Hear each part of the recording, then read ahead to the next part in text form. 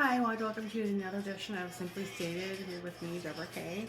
On YouTube at Deborah KC. This edition is actually going to be a special one on the Detroit Lions game versus the Minnesota Vikings this evening at 8 p.m.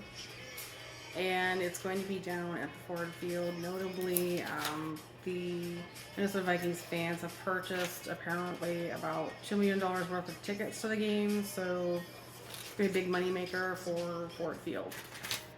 As far as the game itself goes, it's an important game simply because the winner will be chosen as the winner of the NFC North division title and receive a playoff first round bye and home field advantage through playoffs.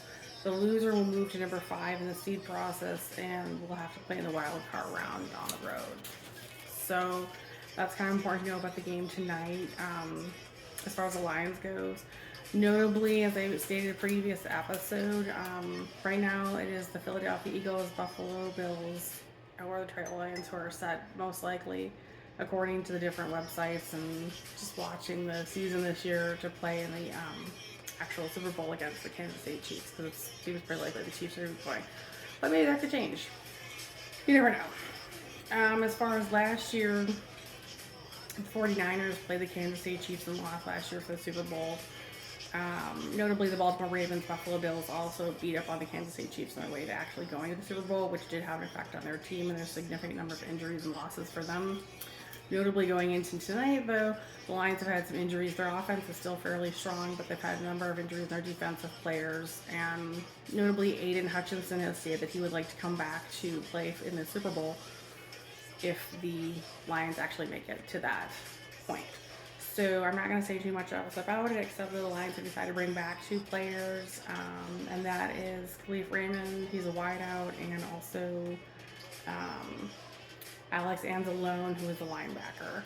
As far as the games go, the violence and injuries around the games have gotten a little more serious over the past year or so with the shootings following the Kansas City Chiefs game last year.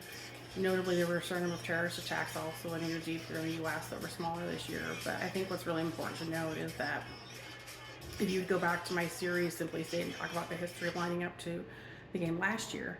Sorry, I just had to shut that off for a second.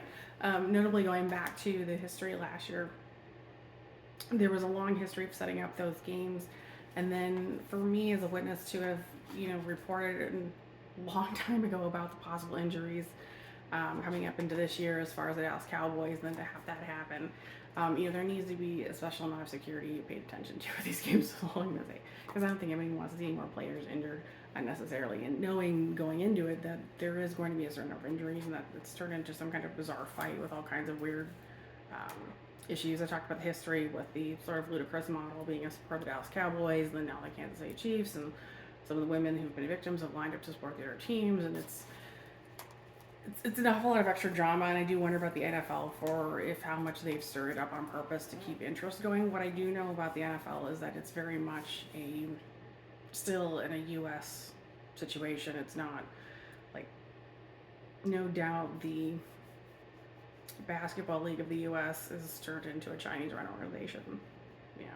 I don't do anything with the NBA, and I wouldn't even bother covering anymore. And I figured that out before I even left the DC area. As far as the NFL or the National Hockey League, different situation. But the fact that there is politics being played out in the NFL games is very real. There's very much like a Russia-China versus everybody else mentality happening in some of these games. And maybe that's the thing to really look for if you're trying to analyze the game and understand what's happening. There's also, of course, the factor of betting involved in all of these games. And that's obviously what some people are really looking to tonight is, can they bet on it? Can they make money on it? And how are they going to do that? So just kind of giving that in there as a little FYI for the show Simply Stated. And this has been another edition. So thank you. And I'm going to support the Lions in tonight's game. So I hope it works out well.